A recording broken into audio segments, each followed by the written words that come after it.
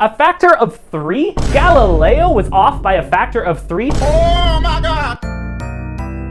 Mohammed, what are cross-sections? A cross-section is the shape or the area you get when you cut an object or an element perpendicular to its longitudinal axis. If you want to know the cross-section of this piece of wood, so you would take a section perpendicular to the longitudinal axis of this shape, so you'll get that the cross-section. So that will be the cross-section of the shape. You can do this to any object, so whether it's a cylinder, for example, if you have a cylinder and you want to take a cross-section, the cross-sectional shape will be a circle. How do you use cross-sections in everyday life? So in everyday life, you can use cross-section anytime you want to know the internal properties of an object or an element. For example, in your home, if you have a piping system, so the cross-section will be the size of the pipe, so how big the pipe is, how big the cross-sectional area of the pipe, and that would determine how much capacity the pipe has, how much capacity to carry water or whatever the fluid that it's carrying. It's also used in medical imaging field where they do MRI or CT scans, where they take cross-sections of the human body to determine whatever the doctor wants to determine in that human body. So it's pretty much used every time you want to determine the internal properties of an object or an element. How do you use cross-sections in structural engineering? In structural engineering, it's used in every day in designing of bridges, designing of buildings. It's used in structural engineering to determine the size of an element. Let's say this is a beam in your house or a bridge girder, for example. The sizing of this shape is all determined by the cross-section dimension. So based on the cross-section area of this element, you'll be able to know how much capacity that element can take. A quick example, if you have a beam that's oriented this way, you'll find it much easier to bend compared if you actually rotate it 90 degrees. So if you do it 90 degrees, you'll find it much harder to bend. And that all comes down to the cross-section properties in here. So when you have it like this, you have a smaller height in here, but then when you rotate it 90 degrees, you actually have a bigger height. And that increases the bending capacity. Pause. Hey guys, James here. Let me just wrap my head around this whole thing. So if the plank of wood lies flat, it's really easy to bend, but if you turn the same plank of wood 90 degrees, it's almost impossible to bend? You might be thinking, Mohammed, how the f does that make any sense? Well, viewer, Galileo thought the same thing, and so did the scientists for almost 200 years after him. So let's ask, how did we get here? The formula for figuring out the strength of a beam's ability to bend is M equals Fs, where F is the yield strength of material, and for a rectangular section, S equals BD squared divided by 6. But was that always the case? If a wooden beam sticks straight out from a stone wall, how large does it need to be to support a weight at the far end? They used to just build it and guess, and when the beam would break, they would build it again. This sucked, because there were all these broken beams everywhere. In the 1600s, my boy Galileo got sick of all the broken beams and decided to figure it out mathematically. You may know him as the father of astronomy or the father of the scientific method, but it turns out Galileo is also the father of wooden beams sticking out of stone walls. But you have to scroll way down on his wiki to find that. Galileo knew that if you need to hold twice the weight, you can't just make a beam twice as big.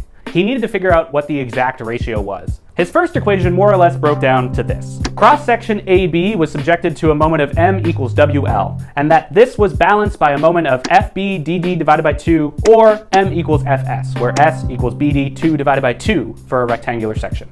It turns out this formula would be incorrect by a factor of 3. A factor of 3? Galileo was off by a factor of 3? More like deadbeat father of wooden beams sticking out of stone walls. Oh my God! His formula may have been flawed, but it did lead to several conclusions, including all of these.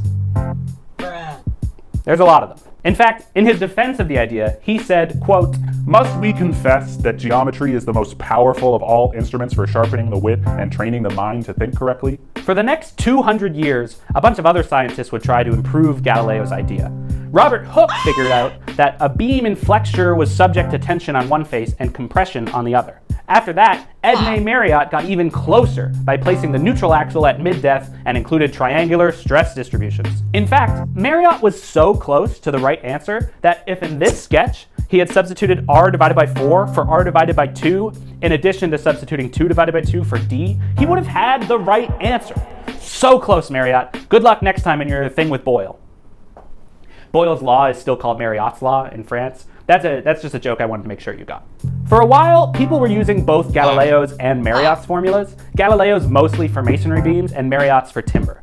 Then along comes Gottfried Wilhelm Friar von Leibniz, who was involved in as many things as he has names. Like Galileo, he was a scholar of many things. He was a lawyer, a scientist, an inventor, a diplomat, poet, logician, historian, and philosopher. So he, like Galileo, was too busy with all that other stuff to get the answer right. He was close though. He got to BD squared divided by 3, which is getting warmer.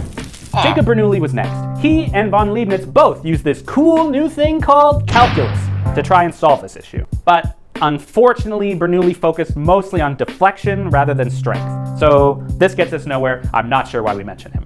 This finally brings us to Antoine Parent. Listen, you thought Galileo was the father of beams sticking out of walls? Well, this guy is literally a parent.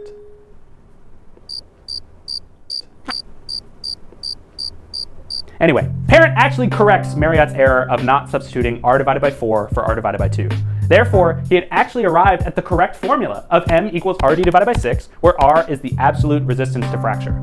Substituting r equals bdf would result in the equation m equals fbd squared divided by 6, or m equals fs, where s equals bd squared divided by 6 for a rectangular section. We did it! Parent literally is the parent of stone walls with wooden beams sticking out of it. Except, Parent actually struggled in creating a practical experiment for this, and he couldn't prove himself correct.